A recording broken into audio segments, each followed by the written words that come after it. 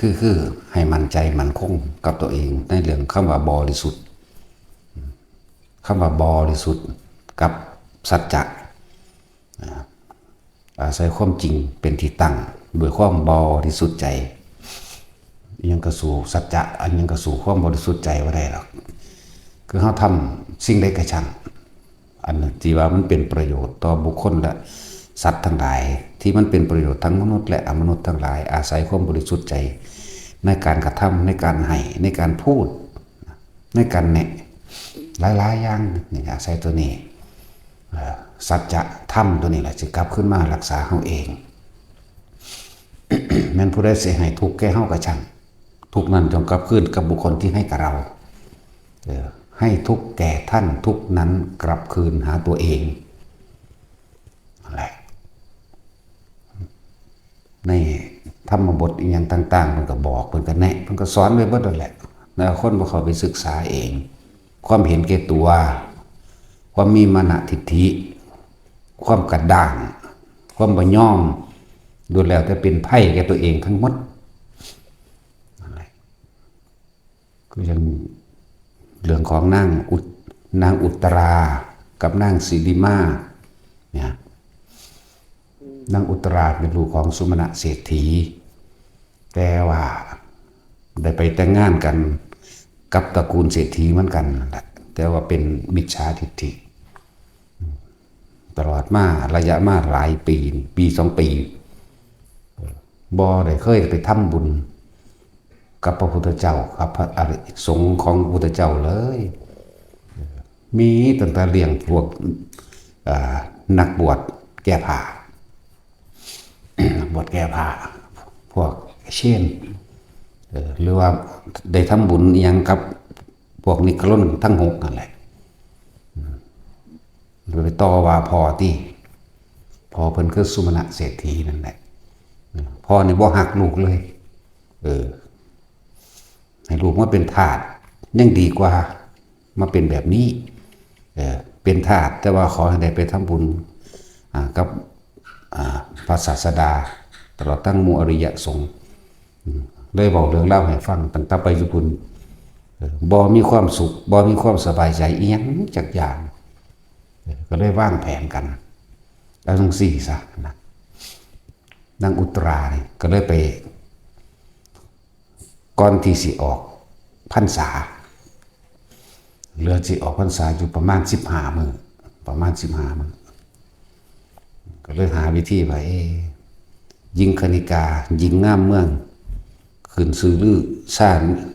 เรื่องความงามมีผู้ใดเนาะแบบเบิ่งแล้วอ๋อนางสิริมาแล้วไปจ้างเอานางสิริมานั่นแหละมาเป็นคนบำเรอผัวแล้วตัวเองขอโอกาสว่าเสียให้ได้ไปทำบุญทำทานกับพระพุทธเจ้ากับมุรอริยสาวกตอนแรกก็ยังบ่ยอมเพราะว่ายังไปว่าให้เมียได้อันผัวนั่นก็ดีว่าหญิงถอยว่าหญิงยังทั่วทีบนั่นแหละว่าเป็นทั่วทีบนั่นแหละด่าสมณะหัวโลนทั้งหลายเรานั่นกินแล้วก็นอนบ่เฮ็ดอีหยังบ่มีปัญญาสามารถมีแต่หาขอคนกินเบียดเบียนผู้อื่นทั้งที่กำลังยังหนุ่มยังแน่นนั่นแบบนี้แล้วสมณะทั้งหลายเรานั่นมีมนต์กับใจถ้าเว้าภาษาบ้านเฮาว่าไสยศาสตร์มนต์ดำฆ่าทามากินความคืดแต่ว่าบ้านเฮานั่นนะสมณะเรานั่นมีมนต์กลับใจมีมนต์กลับจิตเป็นพวกยิงกอกหลอกลวงแต่ละคนนั่นมีแต่คนแข็งแรงทั้งนั้นเลยเนี่ยนั่นแหละขี้เกียจขี้ข้านหาคอคนอยู่กินแล้วก็นอนบ่เฮ็ดหยังนั่นแหละว่าพระพุทธเจ้าเฮา สุดท้ายก็เลยว่าจังได้กระสร้างทดลองเบิ่งเลยไปจ้างหญิงคณิกา10,000 กหาปณะเป็นเงินบ่น้อยเลยพวกเจ้า10,000เด้ให้มาบำรุงผัวนี่เพื่อตัวเองสิได้มีโอกาสได้ทำบุญทำทานได้ฟังธรรมกับพระพุทธเจ้าและหมู่พระสงฆ์ได้จ้าง10,000 กหาปณะในเวลา14 มื้อเป็นเวลา14 มื้อที่15คือสิเป็นมื้อปวารณาออกพรรษาเป็นสิละนั่นแหละ ที่แรกก็บ่ยอมที่แรกผัวก็บ่ยอมแต่ว่านางสิริมามันงามติก็เลยพาโตไม่เบิ่งพอแต่เห็นโตนางสิริมากันปึ๊บเปลี่ยนใจเลยเอาจะเฮ็ดจังได๋เฮ็ดไปเลยก็จะเอาผู้หญิงผู้นี้นั่นแหละก็ได้โอกาสจัดอยู่คนละหม่องกันเฮ็ดแนวบังไว้อยู่ดอกเพราะนิมนต์พระพุทธเจ้าในมือต่อมากับหมู่สาวกมาแหละเพิ่นก็เพิ่นไปกับมันนางสิริมานั่นแหละหมายถึงผัวเพิ่นทางนี้ก็ได้โอกาสแล้วให้ทานกับหมู่เพิ่นบ่ได้ให้เอาทรัพย์สมบัติอยู่ในเฮือนผัวเพิ่นเด้พอเพิ่นเอามาให้ต่างหากแล้วก็ของเก่าเพิ่นก็มีอยู่แล้วนั่นแหละที่ว่าเอามาทำอาหารจากขนมนมเนยจากอย่างนั้นแหละขนมกุมมาศขมะตุปายาตตลอดทั้งอาหารบานข้าวเป็นร้อยๆอย่างนิมนต์พระพุทธเจ้าของหมู่เราสาวกแม้นมื้อใดพระพุทธเจ้าบ่มาก็ช่างแกขอให้อย่าขาดหมู่เราสาวกเฮ็ดอยู่จังซั่นจนถึง14มื้อมันมีอยู่เที่ยวนึงนางสิริมาหลงตัวเองเข้าใจว่าเจ้าของเป็นเมียเศรษฐีได้อยู่ปราสาท7 ชั้นสุขสบายมีคนใส่มีขาทาสบริวารให้ใส่หลงตัวเองว่าเข้าใจว่าตัวเองเป็นเมียเศรษฐีผู้นั้นตีนั่นเองส่วนนางสิริมานางอุตราเนี่ยขมุกขมุมอยู่กับการเป่าไฟจุพื้นไฟทำอาหารหวานข้าวนั่นนี่หน้าดำม่อมแม่มเพิ่นเบิ่งเพิ่นน่ะเพิ่นงามกว่าเดี๋ยวเบิ่งสั่นจังซี่แล้วก็ยิ้มเยาะเย้ยเขาแต่ว่าเรื่องไปว่าเอ้ามื้ออื่นนี่กูก็เบิดสัญญาตัวนั่นนี่ล่ะความคิดเลวร้ายเกิดขึ้นเลยมื้ออื่นเบิดสัญญาได้นี่เฮ็ดจังได๋ดีน้อครับรู้สึกว่าติดใจเศรษฐีแล้วเพราะว่ามันความสุขสบายแต่มีขาทาสบริวารหาวิธีนางอันอุตรากำลังเคี่ยวเนยใสอยู่เพื่อเฮ็ดมัทุปยาตก็ใส่กระทะเตาอย่างเดือดได้แหละเพิ่นมีความสุขใจอิ่มทุกมื้อของเพิ่นเองเพิ่นก็เรียกว่าแผ่เมตตาขอบุญกุศลที่ผู้ขากระทำมานี่ขอพ้นทานบุญกุศลกรรมดีที่ข้าพเจ้าทำมาจงถึงแด่มารดาบิดาไล่ไปพ่อผัวแม่ผัวตลอดทั้งผัวและหมู่ข้าทาสบริวารทั้งบัดเพิ่นมีความนึกคิดจังซี่ตลอดทรงพรหมวิหารแบบนี้มาตลอดเด้นั่นแหละส่วนนางสิริมาเนี่ยเข้าใจไม่คิดได้ว่าอ้าวมื้ออื่นกูสิเบิดสัญญาได้จำมื้อนี้กูจะต้องทำให้นางอุตราเนี่ยเสียโฉมคิดจังใดแล้วลงมาบ่ดูถูกขาทาสบริวารของนางอุตรามาเรื่อยเขาก็เล่งเบิ่งอยู่แต่ว่าโดยความที่เพิ่นเป็นผู้มีปัญญาไหวพริบเร็วรู้อยู่ว่าเจตนาลายของนางสิริมานี่จ้องตาขมึงมานี่จักแล้วว่าสิมาเฮ็ดหยังเพิ่นอธิษฐานจิตขึ้นในใจของเพิ่นเลยหญิงคนนี้เป็นคนที่มีพระคุณต่อข้าหมายถึงนางสิริมาที่เฮ็ดให้โอกาสที่ให้โอกาสกับผู้ข้าได้มาทำบุญกับพระศาสดาตลอดทั้งหมู่เราสาวกขอบุญกุศลที่ผู้ข้ากระทำมาจงถึงแด่หญิงคนนี้นั้นด้วยหากว่าแม้ว่านางจะทำอะไรกับเรานี่ขึ้นชื่อว่าหากเราโกรธขอให้สิ่งที่นางทำจงเป็นไปดังประสงค์แห่งนางที่ปรารถนาแต่ว่าถ้าข้าพเจ้าไม่โกรธนี่แม้ว่าจะถูกน้ำร้อนลวกไฟไหม้แต่ไฟนั้นน้ำร้อนนั้นก็ไม่อาจสามารถทำอะไรตัวข้าได้นะด้วยสัจจะวาจาอันนี้เนี่ยขอความสุขสวัสดีจงมีแก่นางสิริมาด้วยเถิดนั่นแม้ความบริสุทธิ์ใจมันแม้มาถึงมันเอาอิหลีที่หม้อหอดมันเอากับกระบวยตักน้ำมันเนยใสนั่นนะที่เขากำลังเคี่ยวให้มันร้อนเทลาดหัวเราเทลาดนางอุตราแต่ว่าน้ำมันเนยใสกลับกลายเป็นสิ่งที่บำรุงผิวสาบสานเข้าไปเย็นนั่นแหละสัจจะเข้าใจว่าล่ะสัจจะกับความบริสุทธิ์พอเห็นว่านั่งสิโกรธเกลียดกรีดกราดเล่าร้อนยังพวก ข้าทาสบริวารของนางอุตราเห็นดังนั้นฝ้าวรีบเข้ามานั่งกระตักอีกกระบวยหนึ่งเทลงไปอีกเต็มหน้า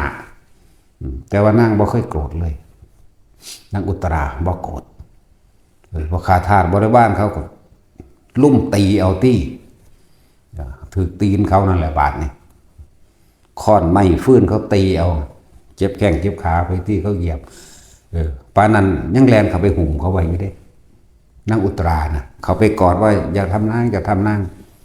อย่าทำนางสิริมาเพราะสิริมานี่มีคุณกับเราทำให้เราได้เห็นพระศาสดาทำให้เรานี่ได้ฟังธรรมของพระศาสดานั่นธรรมดาบอกขนาดเห็ด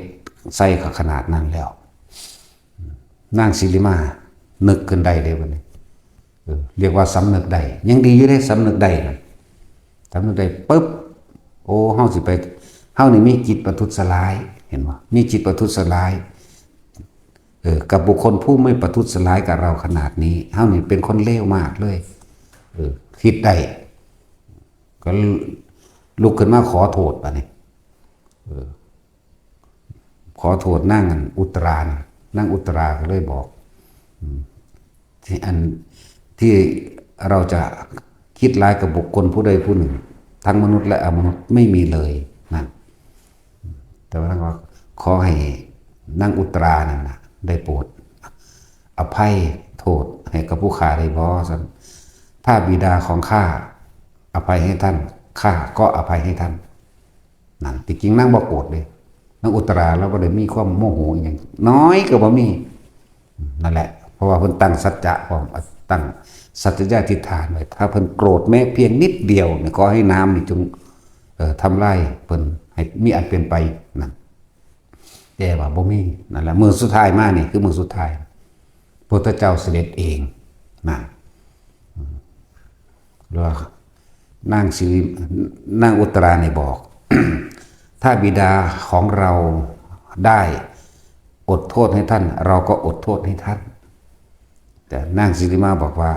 เราไม่ได้คุ้นเคยกับพระศาสดาของท่านก็เลยว่าเราจะเป็นผู้นำให้เองนี่พาเข้าไปอีกเด้ว่าธรรมดาเนี่ยนั่นแหละก็เลยแต่งของนั่นนี่เรียบร้อยไม่มากล่อจังหวะพระพุทธเจ้าขึ้น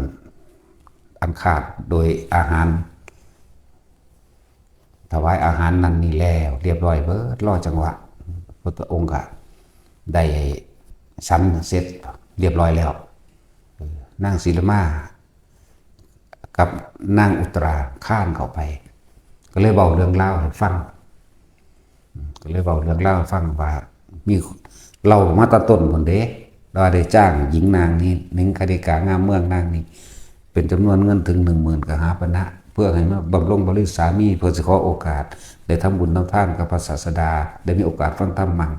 ตั้งแต่ใหญ่เขามาอยู่บ้านหลังนี้บ่เคยได้มีโอกาสพบหน้าพระศาสดาเพราะมันอยู่ในตระกูลอันเป็นมิจฉาทิฏฐินะนั่นแหละก็เลยเว้าเรื่องเล่าตรงนี้ว่านางสิริมาเนี่ยได้ใส่กระบวยตักเนยใส่รถที่บนหัวของลูกแต่ว่าก็บ่เป็นอีหยังตักกระบวยที่2รถที่ใบหน้าของลูกแต่ว่าก็บ่เป็นหยังบ่เลยว่าสิริมาในขณะนั้นเธอคิดอุตราในขณะนั้นเธอคิดเช่นไรบ่ได้ว่าคิดในขณะนั้นพระเจ้าค่ะคิดมาตั้งแต่ต้นว่านางสิริมานี่เป็นบุคคลที่มีคุณแก่เราทำให้เราได้ทำบุญทำทานได้พบพระศาสดาได้พบสาวกแห่งพระศาสดาคิดมาตั้งต้นแรกแล้วบ่ได้เพิ่งคิดนั่นสัจจะเห็นบ่ในขณะที่เขาลาดก็คิดอย่างไรนะหากข้าพเจ้าได้โกรธแม้เพียงแค่นิดหนึ่งน้อยหนึ่งแม้เพียงแค่เม็ดทรายขอให้น้ำร้อนหนึ่งจงทำลายให้ข้าพเจ้าจงมีอันเป็นไปแต่นี่ไม่เคยมีเลยนั่นแหละพุทธว่าพุทธจังบอกว่าจังเป็นจังมีสุภาษิตไป ให้ทุกแก่ท่านทุกนั้นจำถึงตัวสิ่งใดจะยิ่งใหญ่เท่ากับสัจจะเพิ่งกระเทศอนุปปิกถาเบาเรื่องท่านเบาเรื่องศีลเบาเรื่องภาวนาอานิสงส์แห่งภาวนานางสิริมาบรรลุพระโสดาบันและมีความเป็นมาของว่าหญิง กาลีโสเพณีบรรลุธรรมบรรลุได้นี่แหละเพราะว่าเพิ่นกลับใจนะดูความเมตตาของนางอุตราพระศาสดาว่าที่ให้พระศาสดาแม้เราจะโกรธไม่เพียงนิดหนึ่งไม่มีเหมือนดวงบุตรแห่งเราบุตรีแห่งเราหมายถึงนางอุตราแม้อุตราก็เช่นกันนั่นมาสั่นแล้วเลยเกิดความลึกซึ้งซาบซึ้งในธรรมมากับบรรลุโสดาบันในตอนนั้นเลยแหละนั่นแหละแล้วก็เริ่มป่วยมาตะพุนเดบันจึงกลับเข้าไปสู่ซ่องของเจ้าของเองแต่ก็สอนหมู่สอนพวกในหันอีกหลายคนเติบอยู่ได้บรรลุน้ำกันหลังจากนั้นเราก็เลิกอาชีพโสเภณีดอกแต่ว่าเราก็ป่วยเด้ต้องบอกว่าให้ทุกแก่ท่านทุกนั้นจะถึงตัวและจงถึงตัวสั้นที่ว่าบุคคลผู้มีความแผ่เมตตาอยู่เป็นหนึ่งนิดย่อมมีอานิสงส์11ประการบ่ว่าจะนอนหลับตื่นหรือไปในทิศทางใดก็ช่างแม้มนุษย์และอมนุษย์ทั้งหลายย่อมรักใคร่ปรารถนาที่จะอยู่ใกล้บุคคลเช่นนั้นนอนรับกับฝันดีไม่ฝันร้ายหอกดาบแล้วแหลมปืนไฟตลอดทั้งยาพิษไม่อาจสามารถทำอันตรายใดๆกับบุคคลผู้มีความแผ่เมตตาอยู่เป็นเนืองนิดนั่นแหละ11อย่างก็ละจังว่าความจริงสิเฮาเป็นก็เป็นแบบนั้นจังว่าบ่มีอีหยังเห็นหยังเฮาได้ดอกว่าคำว่าที่จะประทุษร้ายหรือมีจิตคิดเบียดเบียนทำร้ายบุคคลผู้ใดผู้หนึ่งให้เสียชีวิตและทรัพย์สินตลอดทั้งคนและสัตว์หรือขัดใจคำว่ามันทั้งมนุษย์และอมนุษย์เนี่ยมันบ่มีเลยมีความคิดเดียวถ้ากูเอาค้นเขาในพานใดโดยมือของกูเองเลยกูจะจับฟาดขึ้นเบิดแต่ว่านี่มันไม่ใช่มันเป็นธรรมชาติของมันนั่นแหละมันผู้ใดเฮ็ดยังใส่กระสร้างบ่เคยเป็นหยังบ่เป็นหยังว่าทุกคนมั่นใจในสัจจะความจริงของที่ตัวเองเป็นนั่นแหละสัจจะมันบ่แม่นคาถามันบ่แม่นอีหยังจิว่าจิต้องเรียกร้องผู้อื่นเด้สัจจะนี่คือเว้าความจริงออกจากใจของเจ้าของเองออกจากความรู้สึกจริงๆของเจ้าของเองนั่นก็ทั้งนกขุ่มมันว่านกขุ่มเท่าดวงเกวียนโอ้ยสมัยตะกี้มันสิอยู่ในระหว่างมันบ่แม่นเดี๋ยวนี้ถ้าสิบอกสถานที่ว่านกขุ่มนั้นเกิดอยู่ไสบ่แม่นช่วงรอยต่อระหว่างพระพุทธเจ้ากัสสปะกับพระโคตมะโดยซ้ำไปมันรอยต่อกับพระพุทธเจ้าวิปัสสียุทธพระธาตุพนมนั่นแหละมองนกขุ่มเกิดก็เลยตะกี้มันเด่นป่าใหญ่ไฟใหม่ป่ามากนะที่เพิ่นใส่สัจจะนะเรียกว่าสัจจะกริยาพวกเฮาสวดกันวัตตกะปริตอัตถิโลเกศีลคุณโหสัจยังโสจยะเนี่ยตัวนี้ปีกทั้งสองของข้าพเจ้าก็มีอยู่นี่แต่บินไม่ได้ขาทั้งสองของข้าพเจ้าก็มีอยู่แต่เดินไม่ได้มารดาและบิดาของข้าพเจ้าก็มีอยู่แต่ได้บินหนีออกไปหาเหยื่อหรือว่าหาอาหารมาให้กับเราขึ้นชื่อว่าความตายแล้วข้าพเจ้าก็กลัวอยู่นี่ไฟเจ้าเอ๋ยขอท่านจงดับลงเถิดเพราะข้าพเจ้านั้นกลัวตายเว้าสุดค่ำไฟมันก็ดับเพิบลงทั้งสั้นแล้วมันบ่ได้แม่นอีหยังที่แบบลึกลับซับซ้อนต้องมีพิธีต้องมีหยังเด้บ่แม่นคาถาคาเถอหยังแต่ว่าเป็นความจริงที่เจ้าของเป็นเดินว่าสัจจะอยู่ธาตุพนมนั่นแหละ อยู่กับโตหม่องธาตุตั้งอยู่เดี๋ยวนี้แหละนั่นแหละหม่องเก่ามันเด้บ่แม่นหม่องใหม่หม่องเก่ามันจังว่ายังสิสู่สัจจะยังสิสู่ความจริงจังว่าอัน บุคคลที่กล่าวตู่หรือมีความประทุษร้ายในบุคคลผู้ไม่ประทุษร้ายผลกรรมอันเกิดจากการประทุษร้ายกับบุคคลผู้ไม่ประทุษร้ายเขาจะได้รับผลของกรรมนั้นๆสืบไปได้คุณต้องว่าต่ออยู่ว่าอภูตวาทีนริยังอุเปติเวลาบุก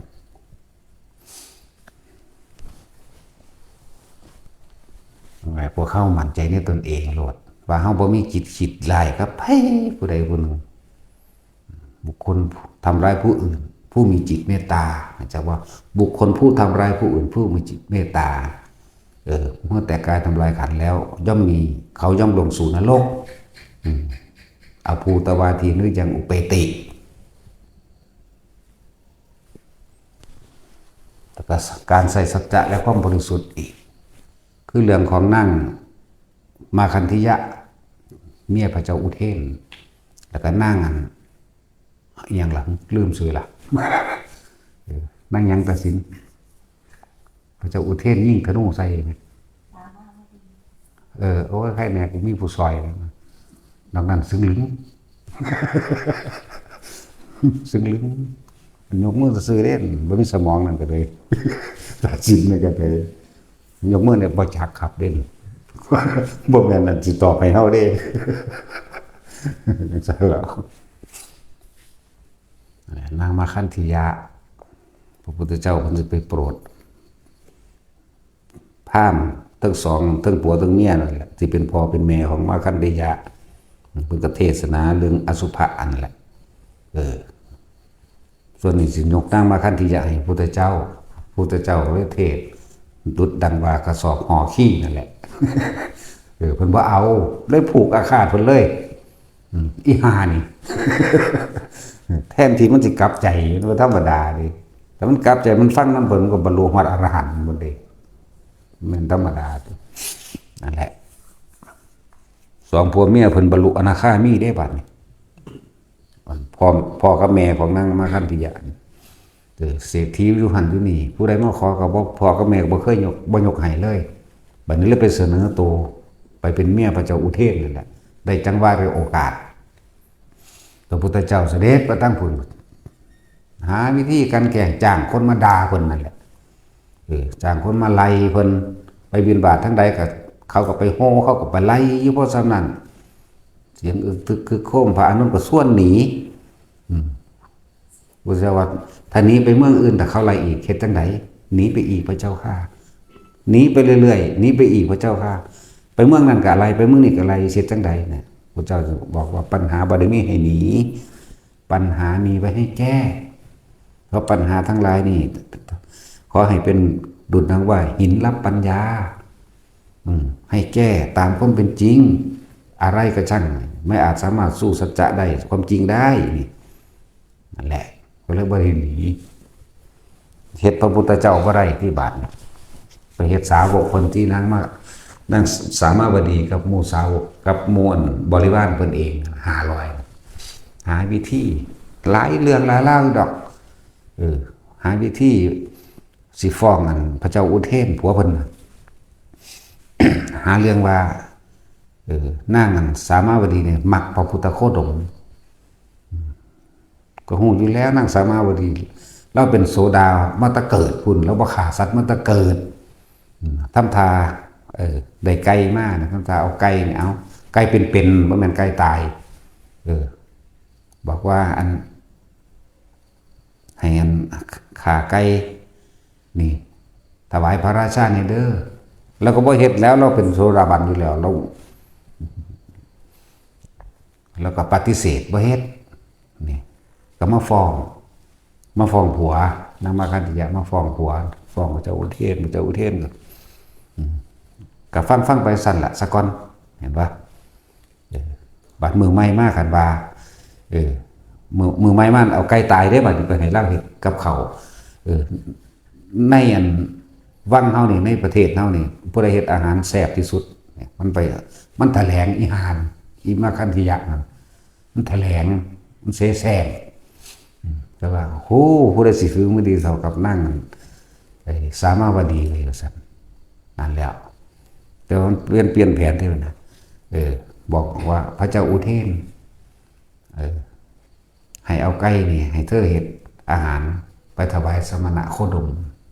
ก็ไก่ตายเขาก็เฮ็ดตัวบัดนี้ตอนเอาไก่เป็นมาว่าสิให้เฮ็ดกษัตริย์นั่นว่าให้ผัวเพิ่นนั่นน่ะเพิ่นก็บ่เฮ็ดเอาของเพิ่นบ่ขาดสัตว์หาวิธีบ่มันก็ไก่ตายเขาแกงแล้วเขาก็ดีใจแล้วเนาะเขาก็นึกว่าพระเจ้าอุเทนสั่งเขาว่าให้ไปใส่บาตรให้พระพุทธเจ้าแม่นบ่ล่ะเขาก็ฟ้าวเฮ็ดเป็นย่างแซ่บเขาเฮ็ดแซ่บอยู่แล้วเนาะตัดว่าเคยกินเนาะตัดสินย่างแซ่บว่าซั่น ก็ว่าไว้สั้นแหละสุดท้ายก็ไปแล้วครับไปถวายพระเจ้ามือหนึ่งสองมือสามมือเขามันก็เล่งเบิ้งวันหนึ่งพระเจ้าอุเทนก็เริ่มคอยตามเด้เสือไปเลยก็หู้อยู่แล้วว่าอีนี่มันเป็นคนแถลงเสแสร้งอีหานมาขั้นขยะดังได้ก็คือเก่าแหละมันอยู่ในนรกคุณไปมาเลยเสือที่โจนใส่กระลาเป็นเดือนเป็นอย่างละสุดท้ายแล้วก็ว่ามื้อนี้มันถึงคิวเมียเพิ่นมี3เนาะมี4พุ่นละมีใหญ่ๆเนี่ยนะมื้อนี้มันถึงคิวสิไปนอนนำนางสามาวดีเขามีมเหสีใหญ่สีแต่ถึงคิวไปนอนนำสามาวดีแต่ว่ามาคันธิยะนี่แถลงเสแสร้งก็เลยบอกว่าเมื่อคืนผู้ข่าฝันบ่ดีเด้พระเจ้าข้าอยากไปเป็นหมู่คอยเขาไปนำได้บ่จังแท้มันไปเอางูนั่นน่ะอยากบอกงูเห่ามันหักแขวออกแล้วมันให้อามันน่ะอามันน่ะหักแขวออกแล้วเอาไปพระเจ้าอุเทนมักเล่นพิณอย่าไปใส่ไว้ในช่องของพิณเลยซั่นแล้วเอาแนวปิดไว้หาวิธีปิดไว้แล้วทำท่าถือไปมันเป็นผู้พ่ายเราเองบุมันยานแผนมันแตกตายครับเพิ่นก็เข้าห้องไปเข้าไปห้องกับนั่งสามาวดีผู้นี้ก็เดพิณให้เพราะแต่เดพิณให้มันก็อาศัยจังว่าดึงอันที่ปิดปากพิณออกจากบ่ล่ะงูก็ขาดลาดออกมาที่เห็นบ่ล่ะจังซั่นแล้วท่านก็สุโมโหขึ้นใหญ่ๆว่านั่งสามาวดีวางแผนฆ่าเพิ่นพอเบาได้ปันใจให้กับพระโคดมแล้วเห็นบ่ล่ะจังซั่นที่ปันใจให้พระโคดมจังซั่นจังซี่สารพัดสมแล้วล่ะกับมาคันธิยะบอกว่าฝันบ่ดีเฮาบ่น่าไว้ใจเธอเลยมันสารพัดแต่ว่าสุดท้ายมายังมาเศร้าเลยว่าสิสั่งประหารมันเอง ตลอดทั้งหญิงบริวารพระเจ้าอุเทนนี่เป็นคนเก่งธนูเป็นคนเก่งธนูส่วนบริวารทั้งหลายเขาก็มาผูกใส่ลักประหารเลยหมดแหละพวกนั้นสิขาสิตัดข้อช่วงนั้นสามาวดีพระเจ้าอุเทนสิยิ่งเองเพิ่นก็บอกยิงบริวารของเพิ่นพวกเธอทั้งหลายจงอย่าประมาทเขาโซดาบันเบิดบังอันพวกเป็นบริวารเพิ่นเองนะโซดาบันเบิดเธอทั้งหลายจงแผ่เมตตาและอุทิศผลไปให้กับพระเจ้าอุเทนตลอดทั้งหน้ามาคันธิยะเถิดเขาเจ้ากับเรียกว่าเข้าสู่ปัทมฌานนั่นแหละเรียกว่าระลึกลำพึงถึงคุณงามความดีต่างๆแล้วก็อุทิศไปให้แก้ว่าขอให้พระเจ้าอุเทนตลอดทั้งตระกูลตลอดทั้งนางมาคันธิยะให้มีความสุขจังสันจังสีสารพัดพวกนั้นก็ว่าท่านเลยแต่ว่าพระเจ้าอุเทนสิเอาธนูนั่นนะยืดธนูออกอย่างไงเล่งไปตรงที่ตรงกลางใจหัวใจของนั่งสามาวดีปล่อยลูกธนูลันไปแต่ว่าด้วยอนุภาพแห่งการแผ่เมตตาเห็นบ่กับความบริสุทธิ์ใจสัจจะกับสัจจะกับความบริสุทธิ์ใจกับสิ่งที่เพิ่นอุทิศบุญหรือแผ่เมตตาให้นั่นเองธนูแม้นว่าบ่มีหัวใจแท้ๆธนูนั้นวิ่งกลับขึ้นมาเสียบพระเจ้าอุเทนเอาเองเพราะระลึกนึกได้เพราะตระลึกนึกได้ว่านั่งอันนี้อิจฉามูมาตลอดบ่ว่าแต่นั่งอันนี้สามารถว่าดีแต่เพียงผู้เดียวคนไล่ไปก็เลยนึกได้เฮ้านี่ได้ทำกรรมชั่วช้าเร็วซ้ำเสร็จแล้วลูกธนูบ่มีหัวใจแท้ๆบ่แม่นคนเฮ้านี่มันเลวยิ่งกว่าคนอีกนะแต่นี่หมายถึงลูกธนูกลับขึ้นมาเสียบเจ้าของใดมันมาเอาเองมันมาเอาเองก็โดยอำนาจของเทวดาอินพรหมเฮ็ดนั่นแหละเพราะนั่งเป็นคนทำบุญแผ่เมตตาอุทิศนั่นนี่ให้อยู่แล้วคิดได้ก็เลยจะเขาประคองตัวเองเข้าไปกราบที่แทบเท้า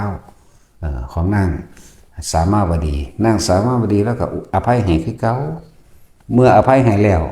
ซ้ำยังอธิษฐานจิตเนี่ยอธิษฐานโดยเมตตาตัวนี้ถ้ามีผิดในลูกธนูอาบยาพิษตรงนี้ขอให้พิษนั้นจงหายแล้วก็ถอนลูกศรออก แล้วก็บ่เป็นหยังพระเจ้าอุเทนนั่นแหละจังสำนึกได้แต่ว่ามาคันธิยะมันก็งาม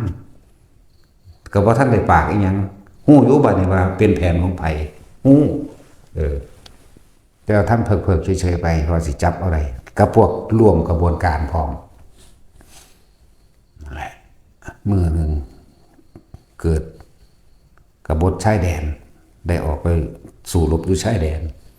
เนี่ยก็เลยจัดแจงนั้นมีไว้ นางมาคันที่อยากมันได้โอกาสดีมันไปหาพี่น้องมันอ่าวมัน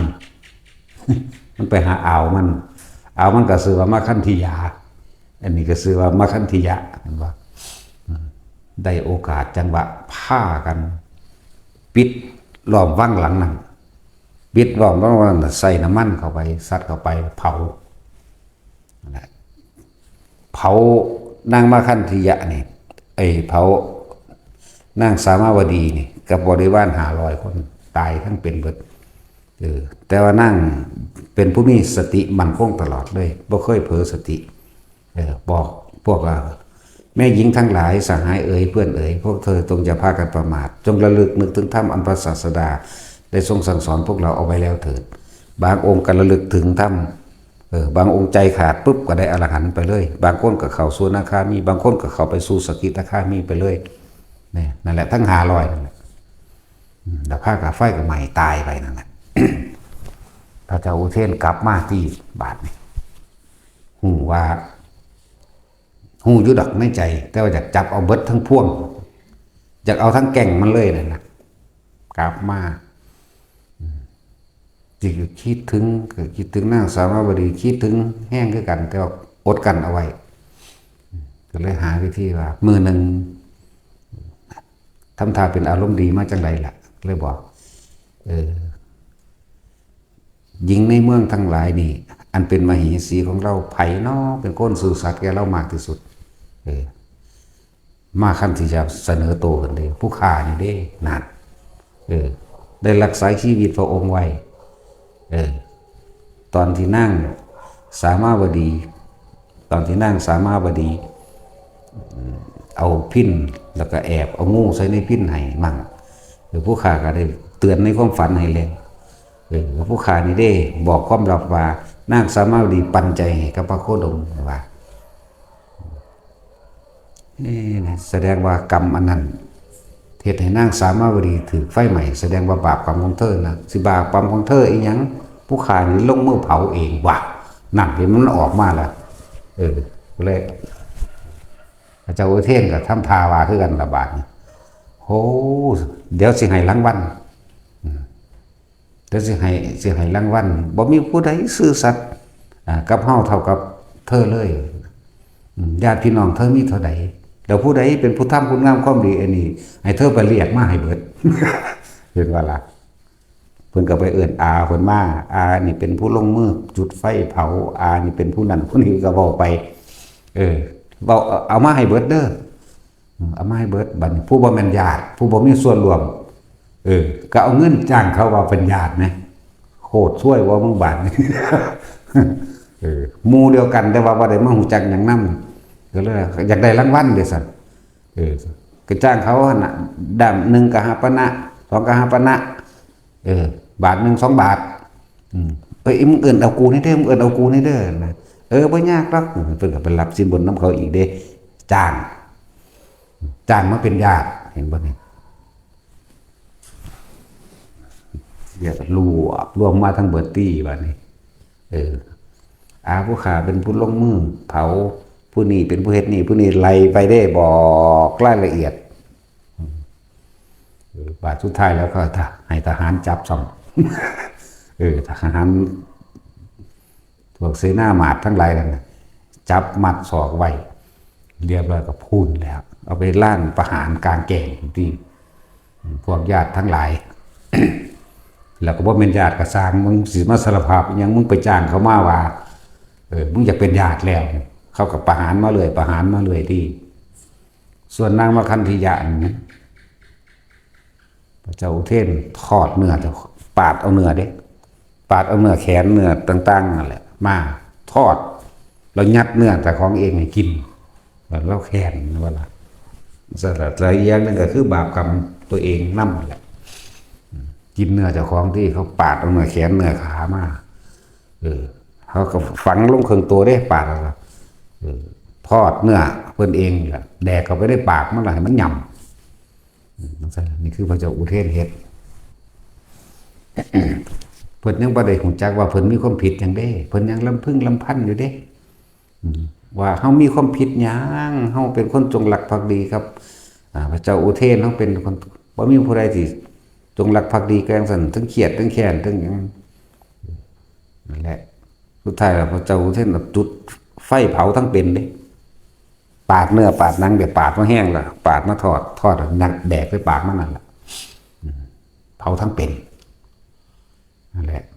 นี่เห็นบ่เฮ็ดกับเขาแนวใดก็ได้แนวนั้นเอาเฟืองมาเผาดิบ่ได้เฮ็ดตายง่ายได้เผาอูดเพราะนั้นมันสิตายแต่เขาเอาออกใหม่อยู่เพราะฉะนั้นมันก็ลำพึงลำพันแต่พอมันแหละ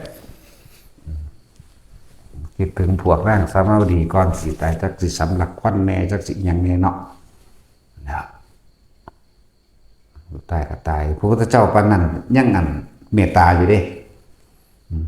เกิดกลายเป็นพุทธนิมิตมาปรากฏขึ้นเพราะไอ้นางระลึกนึกได้แล้วขอขมากรรมอันนั้นตริกรรมมันทำแล้วล่ะเพราะมันขาพระอริยโสดาบันขึ้นไปแล้วเห็นบ่อันนั้นตริกรรมมันเฮ็ดแล้วแต่พระพุทธเจ้ายังมีความเมตตาปรากฏพุทธนิมิตเกิดขึ้นความหมายของเพิ่นน่ะเพิ่นสิซื่อว่าให้ขอขมาพระรัตนตรัยให้ขอขมาพระพุทธเจ้าก็จะทำนิกทันเหทันกรรมให้เหมือนกันกับเทวทัตเทวทัตมันยังสำนึกได้แม่นบ่ล่ะสำนึกได้นะถึงพุทธธรรมสงฆ์ได้แล้วนี่เปลี่ยนจากมิจฉาทิฏฐิเป็นสัมมาทิฏฐิโดยการถวายกระดูกข้างขณะนั้นเพิ่นก็ดึงปึ๊ดลงไปแน่กรรมอะไรได้เฮ็ดไปแล้วมันก็คือเก่ามันแก้บ่ได้แล้วอันนั้นตริกรรมอันนี้ก็เพิ่นสิให้แก้ตัวนี้แก้ความเห็นผิดแก้มิจฉาทิฏฐิแต่ว่ามันบ่ว่าที่มันเหลียวเห็นหน้าพระพุทธเจ้าเป็นน้ำบักห่านี่แหละมันว่าธรรมดาบ่นักก็เก่าอีกโอ้ยอีหามเอ้ยแทนที่มึงสิลงนรกซ้ำหนึ่งมึงเสือกลงแสนพระพุทธเจ้าพุ่นน้อว่ะเล่นหนักก็เก่าเพราะพวกบริวารทั้งหลายแล้วกับนั่งสามาวดีทั้งหลายมิตรภัสอริยะเจ้าเลยนะนั่นแหละครับนั่นกิจกรรมข่าพระอริยะเจ้าบางองค์เพิ่นบรรลุอรหันต์เด้ในขณะที่พิจารณาไขควรก่อนที่สิ้นใจนั่นแหละท่านเป็นอรหันต์หลายอยู่เด้บางพวกก็เป็นอนาคามีเด้บางนี่ก็ได้สกิทาคามีจังซั่นแล้วก็บ่มีอาฆาตได้ล่ะเงยหน้าขึ้นพุทธเจ้าปรากฏพุทธนิมิตขึ้นแทนที่มันสิขอโทษขอขมาแล้วก็เปลี่ยนจากมิจฉาเป็นสัมมาทิฏฐิได้ก่อนมันสิตายมันเสือกว่าเป็นน้ำบักหานี่แหละว่าซั่นนั่นแล้วเขาก็สุมไฟใส่คือกันที่บัดนี้มันเผาเขาเนาะพระเจ้าอุเทนก็สั่งเสนาอมาตย์สุมไฟใส่มันตายอย่างทรมานเหมือนกันนั่นแหละเล่นหนักเลยนั่นแหละจึงบอกว่าให้ทุกข์แก่ท่านทุกนั้นย่อมถึงตัวทุกคนมีโอกาสแล้วแต่ว่าไม่ให้เคยให้โอกาสตัวเองสั่นแต่ว่าพวกเขาเฮ็ดยังกะสร้างให้ถือความซื่อสัตย์สัจจะหมายถึงซื่อสัตย์กับตัวเองตามความเป็นจริงแล้วก็สัจจะหรือสัตธรรมซื่อสัตย์ต่อความเป็นจริงกับโลกนี้กับทุกๆคนที่เขาเฮ็ดเพราะว่าจะเป็นทั้งในอดีตและกับปัจจุบันเขาจะเว้าเรื่องอดีตเขาก็เว้าเรื่องที่มันเป็นความจริงไปตลอดสัจจะตัวนี้สิกลับมารักษาเขาเองเนื่องจึงวันนี้ทุกคนเด้อบริสุทธิ์ใจพยายามให้รักผู้อื่นเสมอตนรักตนเสมอผู้อื่นบ่คิดทำร้ายและเบียดเบียนตลอดทั้งมนุษย์และสัตว์นั่นแหละหรือทั้งมนุษย์และอมนุษย์ทั้งหลายให้เสียหายชีวิตและทรัพย์สินบ่ให้มีจะเฮ็ดเพราะทุกอย่างที่เรากระทำออกไปล้วนแล้วแต่กลับขึ้นมาหาเราเหมือนเดิมมันบ่ไปใส่มาหาเฮาคือเก่าเลยอะไรทุกแน่นเห็นบ่พวกบ่ว่าดีบ่ว่าเลวไงมันก็ขึ้นหาเฮาไหมแล้วจะเอาอีหยังกับมันทั้งเลวและดีนี่เฮาสิบ่เอาอย่างว่าส่งอารมณ์อันเป็นกุศลไปเลยส่งฌานไปเลยเจริญฌานไปเลยเฮ็ดไปเลยมันเต็มของมันเป็นของมันดอกโดยที่เฮาบ่จักเป็นอย่าลืมคำสอนพระพุทธเจ้าทุกพระองค์เน้นสัพพะปาปัสสะ อาการะนังกุศลสูปะสัมปทาสจิตะปริโยทวนังเอตังพุทธานาศาสนังพระศาสดาสัมมาสัมพุทธเจ้าทุกๆพระองค์ย่อมสอนอย่างนี้ย่อมแนะนำอย่างนี้จงทำจิตให้เขารอบปลอดจากอกุศลทั้งปวงแล้วยังกุศลให้เกิดเถิดนี่เมื่อเฮาส่งอารมณ์มันเป็นกุศลหรือทำสิ่งใดกระสันซึ่งเป็นบุญเป็นกุศลจับหน้าเดียวเลยโดยประต้องหวังอีกอย่างเลยนี่แหละเมื่อถึงเวลามันเต็มแล้วมันก็เป็นของมันเองแม้นว่าจะเป็นก็เป็นบาดนี้สั่นแหละเราจังเน้นย้ำให้ทุกๆคนนะมีความซื่อสัตย์กับเจ้าของก็ซื่อสัตย์กับผู้อื่นพร้อมก็เบิ่งเอานำบุคคลที่ควรปลอบก็ปลอบบุคคลผู้คนขู่ก็ขู่บุคคลผู้คนข่มก็ข่มให้ดูคนด้วยบาดนี้การอภัยถ้าถึง3 ครั้งแล้วนั่นหมายถึงว่าไม่ต้องให้อภัยเขาจะว่าล่ะแต่ว่าเฮาหลีกเลี่ยงออกเพราะบุคคลทั้งหลายเราจะกลับมาเป็นภัยแก่เราเองธรรมดาแล้วพระพุทธเจ้าสิเว้า2 เทื่อเด้อเพิ่นให้อภัยของเทื่อเทื่อที่3บ่มีไล่หนีโลดจังซี่นะบ่เทียบแต่ว่าสิว่าจังได๋พระพุทธเจ้าให้อภัยตลอดเฮาบ่ให้แรงเด้อนะศูนย์ว่ะ ที่จริงบ่มีกับไผดอกนะแต่คำพูดภายนอกต้องอย่างหนึ่งผมจะบอกว่าบุคคลที่ควรข่มก็ต้องข่มบุคคลทุกคนปลอบก็ต้องปลอบเด้เป็นอย่างสั้นในคำเบาความจริงในคำเบาคุณเจ้าเนี่ยเพิ่นสิเว้าเกี่ยวกับการให้อภัยหรือว่าบอกเหตุให้ผู้นั้นเลิกหยุด2 ครั้งเท่านั้นไม่มีครั้งที่3ถ้าเว้าครั้งที่3ผู้นั้นสิหัวแตกเก็ดเสียงหลดเลือดแตกดังทางออกปากหลดยังก็ดีครับเธอเบา2 เทื่อเฮ้ย3มันก็เบาเป็นอุปนิสัยเป็นเรียกว่าพุทธวิสัยเป็นแบบนั้นคือเพิ่นเบาเรื่องภิกษุไม่บริสุทธิ์เพิ่นลงเรียกว่าลงอุโบสถจากสมัยนี้เฮาว่าเรียกว่าอุโบสถแสดงปาฏิโมกข์พระพุทธเจ้าแสดงเพียงครั้งเดียวแสดงปาฏิโมกข์เพื่อเป็นสังฆกรรมในการประชุมให้เกิดความสามัคคีแก่หมู่สงฆ์หมู่คณะสงฆ์ทั้งหลายพระเจ้าเป็นผู้แสดงก่อนที่แรกตอนนั้นบ่มีอีหยังมีแต่พระอรหันต์เบิดต่อมาภิกษุหลายแล้วหลายเขาบัดนี้ภิกษุนั้นบ่แสดงความบริสุทธิ์บ่แสดงอาบัติได้ว่าล่ะอยู่ในศาลากุฎาคารของนางวิสาขาตอนภิกษุองค์หนึ่งนิ่งบ่ยอมแสดงตนพูดพากันเรียกว่าตั้งแต่4 โมงขึ้นไปสันแล้ว4 โมงแล้วเที่ยงแล้วพระอนุก็ถามตะเว้นถึงหัวแล้วพระเจ้าค่ะเพิ่นก็นิ่งบ่าย 2แล้วพระเจ้าค่ะภิกษุไม่บริสุทธิ์ฮอด6 โมงอีกค่ำแล้วพระเจ้าค่ะตอนนี้ตะเว้นค่อยรับแผ่นดินไปแล้วภิกษุไม่บริสุทธิ์นั่นครั้งที่3บ่ปากเลยบัดนี้พระที่เพิ่นเขาเจ้าล่อฟังอยู่นั่นนะเขาเจ้าก็มีเครื่องอยู่ของเพิ่นเนาะบางองค์ก็อยู่ในชั้น1 2 3 4มั่งบางองค์ก็สู่สมา8บางองค์ก็อยู่ในหลายๆวิหารธรรมที่เขาเจ้ามีบางองค์ก็อยู่ในสุญญตวิโมกข์บางองค์ก็อยู่ในนั่นแหละแล้วแต่เครื่องอยู่ของเพิ่น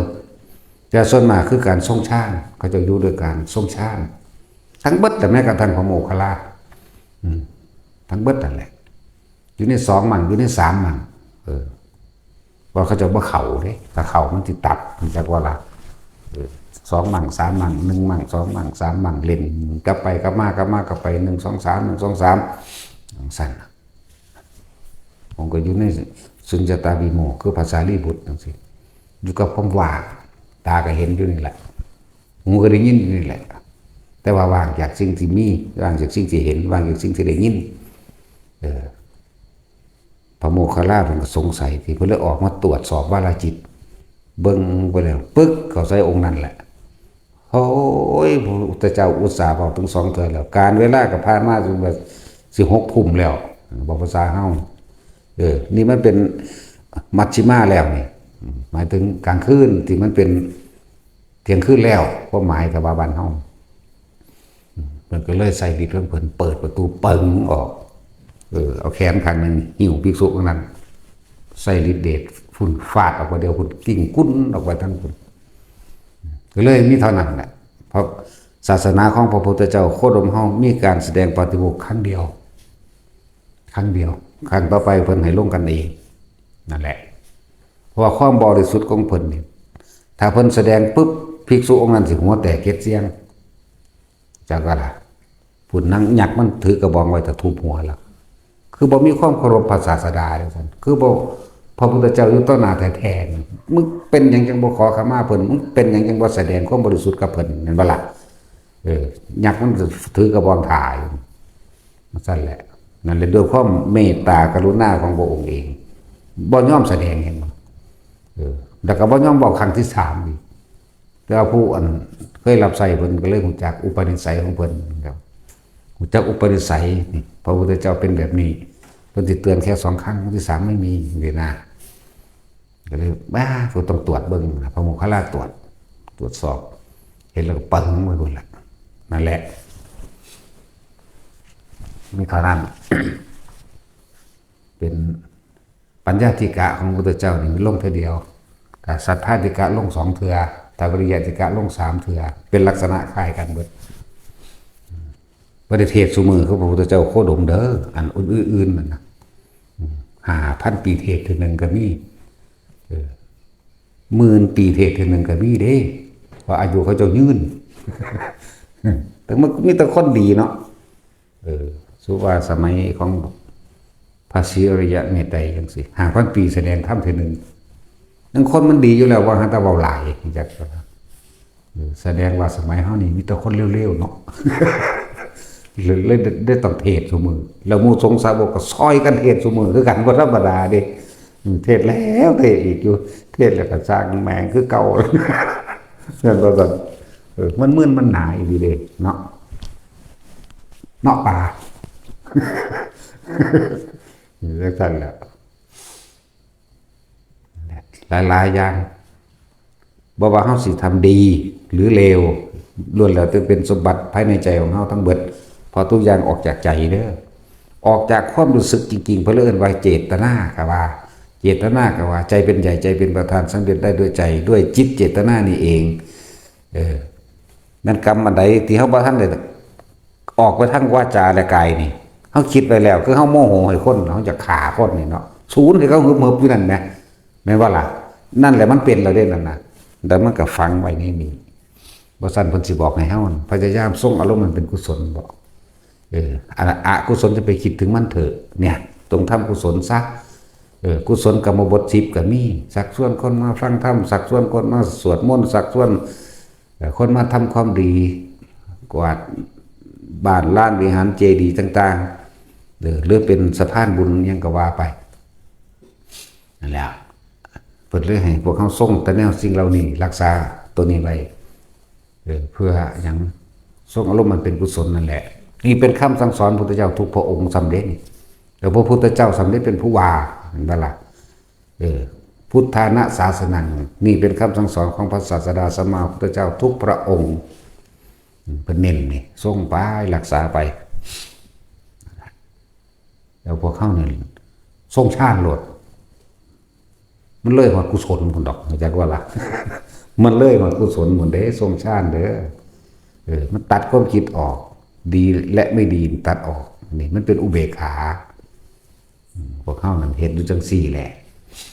ทำให้บ่อยทำให้มากทำให้ชินเมื่อมันชินแล้วเมื่อถึงเวลาขับขันจวนตัวมันเป็นของมันเองเขาบ่ได้เป็น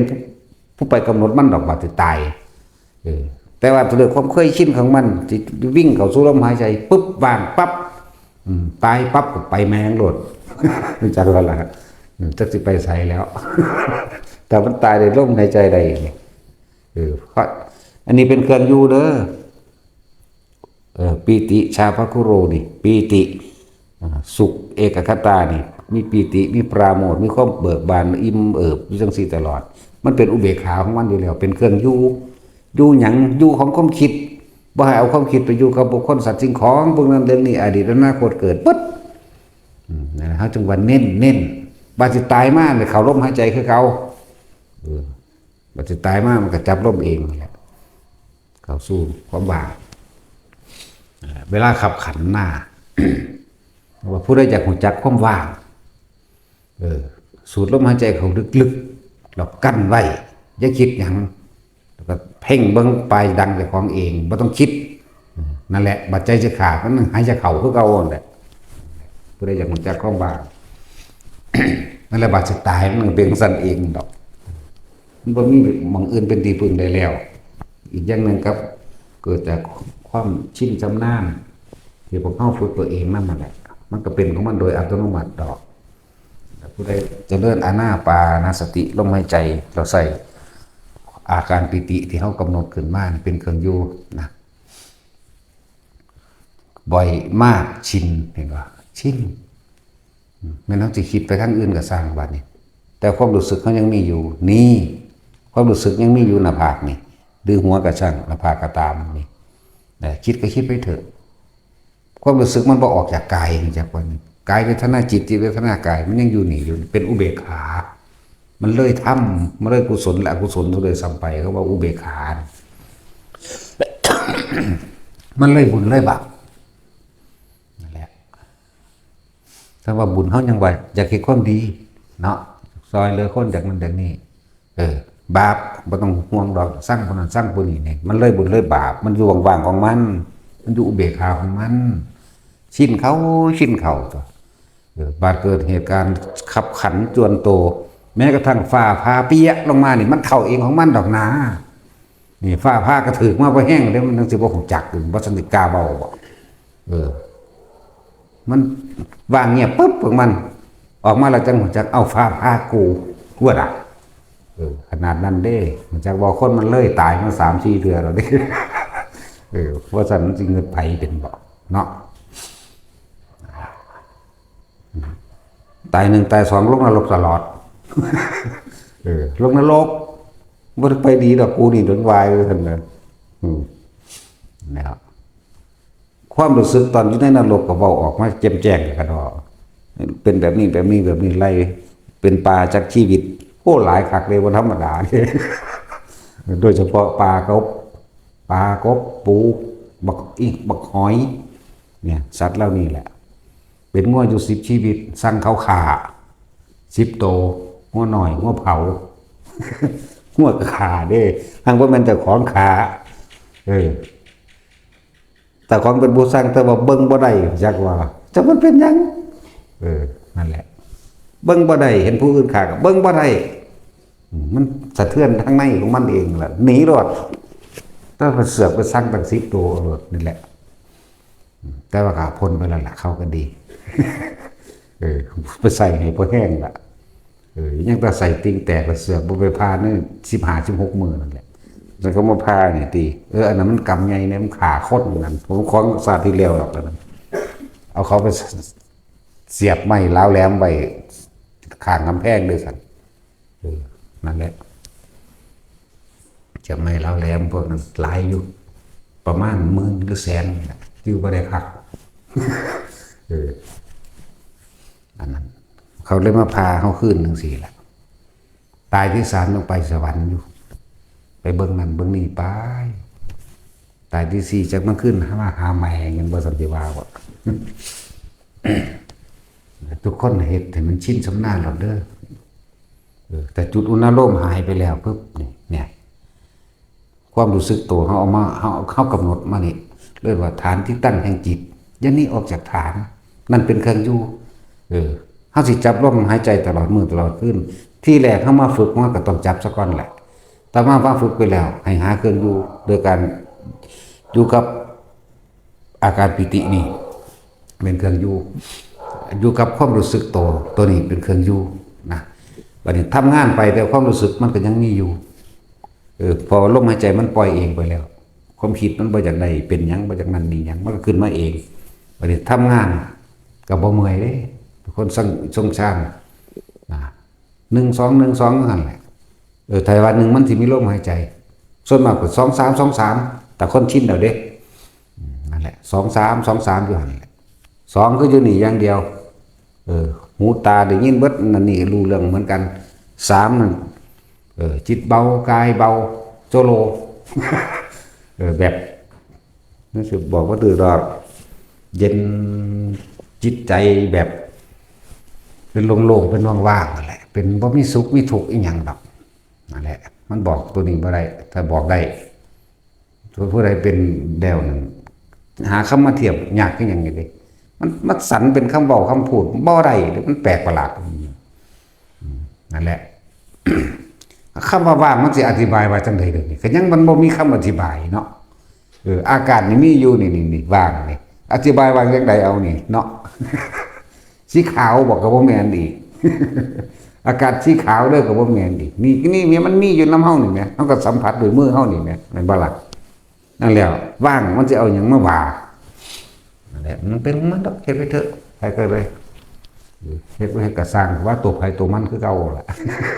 ของมันเฮ็ดให้กันบ่ได้เลยแต่เฮ็ดให้ได้โอ้ยเฮาบ่มาฮอดพี่ดอกพระพุทธเจ้าเฮ็ดให้แล้วเด้อฟังดีๆเด้อถ้ามันเฮ็ดให้กันได้เฮาบ่มาฮอดพี่พระพุทธเจ้าองค์แรกเฮ็ดให้แล้วเพิ่นเอาตีนกวาดเข้าไปเบิดแล้วนั่นแหละก็เฮาคิดดีเดี๋ยวนี้แหละถ้ากูเฮ็ดได้คือกูก็ตีนกวาดแมงคือเบิดนี่ล่ะสันว่าเด้อกันเบิดโลกนี่มีเท่าใดก็ตีนกวาดเอาเบิดนี่แหละมีเท่านี้ในจุดหมายนั่นแหละเอาสมาทาน